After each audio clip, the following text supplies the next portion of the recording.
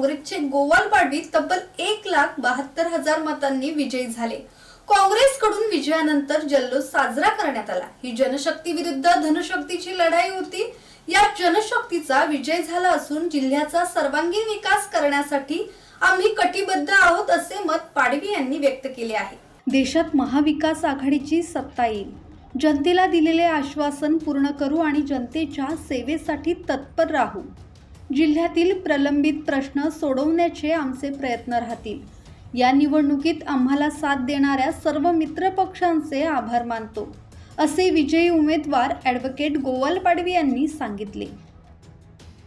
खरं तर धनशक्ती विरुद्ध जनशक्तीमध्ये जनशक्तीचा विजय झाला आहे आणि निश्चितपणे मलाही वाटतं की हेच पॅटर्न पूर्ण देशमध्ये चालणार आणि इंडिया अलायन्स सरकारनं असं मला वाटतं। खरं तर जनतेचा आभारच मानावा लागेल का जनतेने निवडणूक हातात घेतली। तुम्ही सुरुवातीपासून सांगत होतो उमेदवार असतो महत्त्वाचा, पण ही जी निवडणूक होती खास करून जनतेने हातात घेतली होती आणि जनतेचाच विजय झाला आहे आणि निश्चितपणे इंडिया आघाडीमध्ये पण जनतेचाच विजय होणार।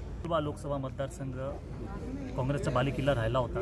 10 वर्षात कुठेतरी काही बिघडलं असेल, पण आज लोकांनी परत काँग्रेसचा पसंत केला आहे हे मला वाटतं आणि ह्याचा रिझल्ट तुम्हाला विधानसभेत दिसेल आणि येत्या काळात जिल्हा परिषदेत दिसेल। ओके, काय आव्हान आहे तुम्ही निवडलं, आव्हान काय काम आहे तुमचं? आता ॲक्शन प्लॅन बनवावा लागेल। पहिले आम्हाला बघावं लागेल की इंडिया आघाडीची सरकार येते की नाही आणि लोकांना न्याय मिळवून देणं हेच महत्त्वाचं काम राहणार आहे। जिल्ह्यातील कोणत्या प्रश्नांना आपण प्राधान्य द्याल? नेमके कोणते अशा समस्या तुमच्या डोळ्यासमोर आहेत की ते सुटल्या पाहिजे? प्रश्न आहे असे मागच्या वेळेसही सांगितलं होतं, प्रचाराच्या वेळेसही सांगितलं आहे। सिंचनाचा प्रश्न आहे, पाण्याचा प्रश्न आहे, रोजगार आहे, स्थलांतरित मजुरांचा प्रश्न आहे, आरोग्याचा प्रश्न आहे, तापी बुराईचाही मोठा प्रश्न आहे आणि निश्चितपणे हे सर्व मुद्दे घेऊन आम्ही जसं ह्या सॉल्व्ह करता येईल प्रयत्न करू असं मला। तुमच्या विजयामध्ये चंद्रकांत रघुवंशीचा वाटा आहे का?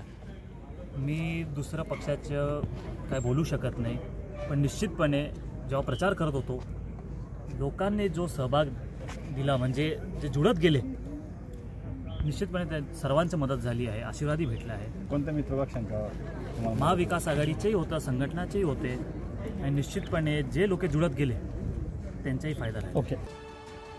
सुरेश सुतार, संवाद मराठी लाईव्ह, नंदुरबार।